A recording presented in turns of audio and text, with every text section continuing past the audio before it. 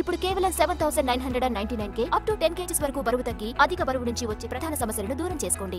Semifinals ముగియడంతో finals పై focus పెట్టింది కమల దళం. 2024 లోక్సభ ఎన్నికలపై ఫుల్ ఫోకస్ పెట్టింది. హ్యాట్రిక్ కొట్టాలని గట్టి పట్టుదలగా ఉన్న ప్రధాని మోడీ, కేంద్ర హోంమంత్రి అమిత్ షా దానికి తగ్గట్టుగానే వ్యూహాలు సిద్ధం చేస్తున్నారు. దీనికి సంబంధించిన బ్లూ ప్రింట్ కూడా రెడీ అయింది. కనీసం 50% ఓట్లు సాధించాలని లక్ష్యంగా పెట్టుకుంది బీజేపీ. శనివారం జరిగిన పార్టీ పదాధికారుల సమావేశంలో నేతలకు దిశానిర్దేశం చేశారు మోడీ.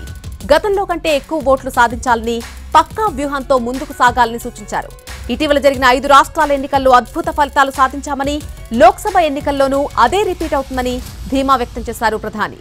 మరొక 10% ఓట్ షేర్ పెంచుకుంటే తమకు తిరుగుండదన్నారు అమిత్ షా. 2019 సార్వత్రిక ఎన్నికల్లో బీజేపీ 37% ఓట్ షేర్ సాధించింది. ఎన్డీఏకు 45% ఓట్ షేర్ వచ్చింది. కానీ ఈసారి బీజేపీనే ఏకంగా 50% ఓట్లు సాధించాలంటున్నారు ప్రధాని. దేశవ్యాప్తంగా ఉన్న లోక్సభ నియోజకవర్గాలను క్లస్టర్లుగా విభజించి సమావేశాలు నిర్వహించనుంది బీజేపీ. ప్రధాని మోడీ, అమిత్ షా, రాజ్నాథ్ సింగ్, నడ్డా సహా బీజేపీ అగ్రనేతలంతా వీటిలో పాల్గొంటారు. అలాగే యువమోర్చా ఆధ్వర్యంలో 5000 సదస్సులు నిర్వహిస్తారు. యువతను ఆకట్టుకోవడానికి కొత్త ఓటర్ సదస్సులు కూడా నిర్వహిస్తారు.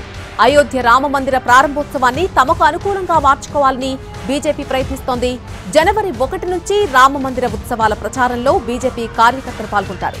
దేశవ్యాప్తంగా 10 కోట్ల కుటుంబాలను కలుస్తారు. ప్రతిపక్షాల్లో మోడీని ఢీకొట్టే స్థాయి ఎవ్వరికీ లేదని బీజేపీ అంటోంది. అలాగని వాటిని తేలిగ్గా తీసుకోవడానికి కూడా కమలదళం సిద్ధంగా లేదు.